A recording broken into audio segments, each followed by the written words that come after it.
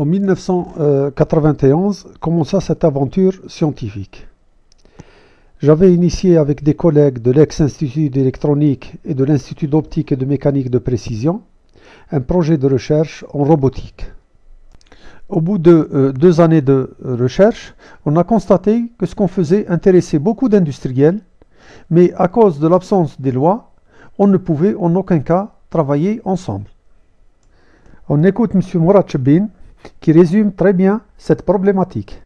لاحظنا سيداتي السادتي من خلال هذه التدخلات الإشكالية المطروحة في هذا الملتقى، ولاحظنا أيضا من خلال المحاضرات اللي حضرناها اليوم وأمس أن هذه الإشكالية تطرح بإلحاح خاصة على الجزائر اللي من الناحية الاقتصادية من ناحية قطاع الصناعة تحتاج كثيرا إلى الجامعة، كما أن الجامعة تحتاج لتقديم ثمارها إلى هذا القطاع، ولكن هناك غياب للاتصال بين هذين القطاعين. Donc, avec mon équipe de recherche en robotique, nous avons pris l'initiative d'organiser une rencontre que j'avais présidée entre les universitaires et les industriels. Le but était de sensibiliser le gouvernement et de faire des propositions afin d'aboutir à des lois qui permettraient ce rapprochement entre les deux secteurs. Il faut que je signale que cette rencontre était financée à 80% par le privé de CETIF, avec une participation de l'UNESCO. Donc, la première recommandation était la nécessité absolue de démarrer dans les meilleurs délais cette relation université-secteur socio-économique. Et cette recommandation était partagée par tout le monde et notamment les éminents scientifiques que j'avais invités. Écoutons le professeur Kamal Youssef Toumi du MIT Boston. Mais ce qu'on peut dire que la relation entre l'université et l'industrie est une relation fondamentale et elle doit exister. Il faut rappeler que durant les années 90, il fallait passer par l'étranger pour acquérir un simple transistor. Écoutons le professeur Mohamed Banat du MIT Japon. Université, industrie, il faut que cette structure de base existe. Sinon, comme je l'ai dit, je fais une relation université-industrie, après l'industrie, il me dit règle-moi ce problème, mais je vais dans la rue, je ne trouve pas un manomètre, je ne trouve pas un circuit électronique. À quoi ça sert? Ce problème a été pris en charge par l'État et dès 1994, on pouvait acheter une bonne partie de nos besoins localement. Très souvent, on considère la recherche scientifique comme un acte purement individuel, avec une finalité, le doctorat d'État, donc une perspective de promotion.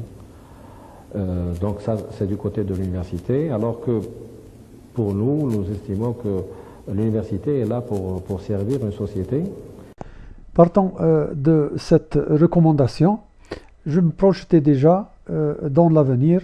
Écoutez ce que je disais déjà en 1993. L'initiateur. شاتين درك نتوصلوا إلى une situation نتاع وين تولي structurée dans un laboratoire وتعود عندها un programme disons à court terme et à long terme. Pour créer des laboratoires et encadrer cette relation université-secteur socio-économique, il fallait des lois. Et les lois en général, ça prend du temps.